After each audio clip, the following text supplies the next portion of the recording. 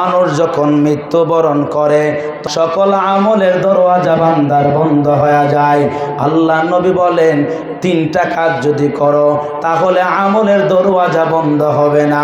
1 number হলো, এ বান্দা তুমি যদি সদকা জারিয়া করে যেতে পারো তাহলে মসজিদ মাদ্রাসার মধ্যে দান সদকা যদি করে যেতে পারো, এতিম অসহায় তাদেরকে যদি দান সদকা করে যেতে পারো, আল্লাহ নবী বলেন তুমি কবরে শুয়া শুয়া এর সব তুমি পেতে থাকবা। চিল্লা বলেন সুবহানাল্লাহ। আল্লাহ নবী বলেন 2 নাম্বার হলো, তুমি যদি নেককার সন্তান রেখে যেতে পারো, নেককার সন্তান যদি রেখে যেতে পারো, এই নেককার সন্তান আল্লাহর কাছে দোয়া করবে আর বলবে রব্বির হামহুমা কামা রব্বায়ানি সগীরা। ও দয়ার রব, যেমনি ভাবে আমার মা বাবা আমাকে লালন পালন করেছে, আমাকে মহব্বত করেছে, ও দয়ার মালিক মেহেরবানি করিয়া তুমি তোমার রহমতের কুলে আমার মা বাবাকে লালন পালন করো। এইভাবে যদি সন্তান যদি মা বাবার জন্য দোয়া করে, আল্লাহ নবী বলেন দুনিয়াতে থাকাকালীন অবস্থা যদি এমন সন্তান রেখে যেতে পারো, এই সন্তান দোয়া করবে আর তুমি কবরও তাইকা তাইকা পাইবা। চিল্লায়া কি বলা যাবে সুবহানাল্লাহ। 3 নাম্বার হলো উপকারিতা ইলম।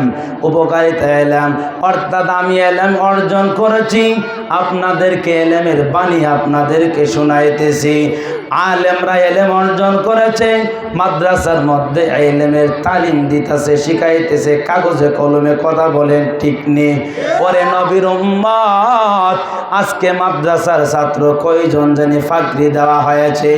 এতগুলা 3 জন ছাত্রকে ফাকরি দিয়েছে। ওই যে আলেম ইলম অর্জন করেছে, আবার ইলম শিক্ষা দিয়েছে, কিয়ামত পর্যন্ত ইলমের জারি থাকবে। কবরে আলেম মরার পরে শুয়া শুয়া তার সওয়াব পাবে। তার মানে হলো উপকারিতা ইলম যদি রেখে যেতে পারো তাহলে অবশ্যই কবরে শুয়া শুয়া তার সওয়াব পাবা। চিল্লায়া কি বলা যাবে সুবহানাল্লাহ। মাদ্রাসা 3 জিনিসের নাম। আমার হাকিমুন নাফস আল্লামা মুফতি মুশতাকুন নবী কাসিম হাফিজাহুল্লাহ, তিনি বলেন মাদ্রাসা হলো 3 জিনিসের নাম। 1 নাম্বার হলো মুসলমানের দোয়া। মুসলমান আল্লাহর কাছে দোয়া করতে হবে, ও দয়ার রব আল্লাহ তুমি আমার দ্বীনের মার্কাজটাকে কবুল করিয়া নাও, আমার এলাকার মার্কাজটাকে কবুল করিয়া নাও, এলাকার মাদ্রাসাটাকে তুমি কবুল করিয়া নাও। আল্লাহর কাছে দোয়া করবা মুসলমান।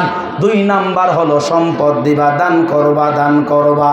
3 নাম্বার হলো সন্তান দিবা, সন্তান দিবা। 1 নাম্বার হলো মুসলমানের দোয়ার নাম হলো মাদ্রাসা। 2 নাম্বার হলো মুসলমানের সন্তান দিবে মাদ্রাসায়। 3 নাম্বার হলো মুসলমানের সম্পদ দিবে মাদ্রাসায়। নাকি ইহুদি খ্রিস্টানরা সম্পদ দিবে মাদ্রাসায়? মাদ্রাসার মধ্যে সম্পদ দিবে কারা? মুসলমানেরা। মাদ্রাসার জন্য দোয়া করবে কারা? মুসলমানেরা। মাদ্রাসার মধ্যে দান করবে কারা? মুসলমানেরা। এই জন্যে 3 জিনিসের নাম হলো মাদ্রাসা। এই মাদ্রাসার মধ্যে ইলমে দ্বীন শিক্ষা দেওয়া হয় কিনা বলেন? আল্লাহ নবী বলেন ইলমে দ্বীন জায়গার মধ্যে শিক্ষা দেওয়া হয়। এই জায়গাকে বলা হয় জান্নাতের বাগান। আমরা যে এখানে বসে আছি, আল্লাহর হাবিব নিজে বলছেন 1 ঘন্টা সময় যদি ইলমে দ্বীনের আলোচনা করা হয়, শোনা হয়, সারা রাত নফল ইবাদত বন্দেগী করলে যত নেকি হতো, আল্লাহ তাআলা এত নেকি বান্দার আমল নামার মধ্যে দিবে। চিল্লায়া কি বলা যাবে সুবহানাল্লাহ।